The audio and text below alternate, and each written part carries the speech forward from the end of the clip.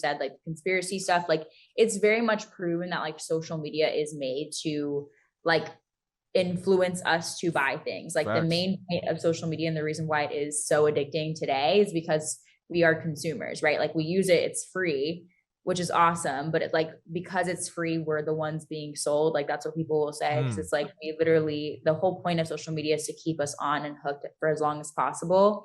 So for me as someone who works in that space, I find it even harder to like kind of get off of it sometimes because there's times when I literally will get on like, oh, I'm working, but like I end up hooked for hours and then I'm stuck.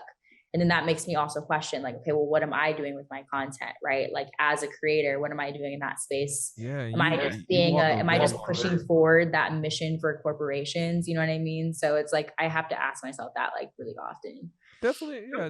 Talk more about that because again, you walk a very different line than I do. Again, I'm entering Mhm. the content creation field, and I think I could tell you what helps me out, right?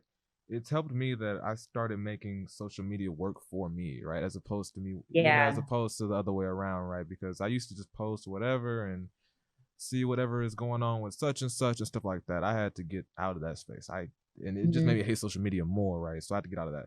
Let me tell you what helped me, right? Besides cleaning up my timeline, because a cool thing I've heard is that your algorithm is a reflection of who you are, right? You know what I mean? So who you follow, what pops up on your YouTube feed, that's a direct correlation of who you follow and who you're aligning yourself with, like you said earlier, right? So Yeah. I had to unfollow a whole bunch of people. I had to stop I had to stop following the entertainment Twitter.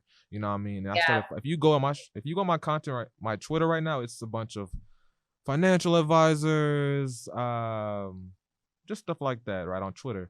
But yeah, I had to clean up my algorithm. I had to clean up my timeline because that's a reflection of me.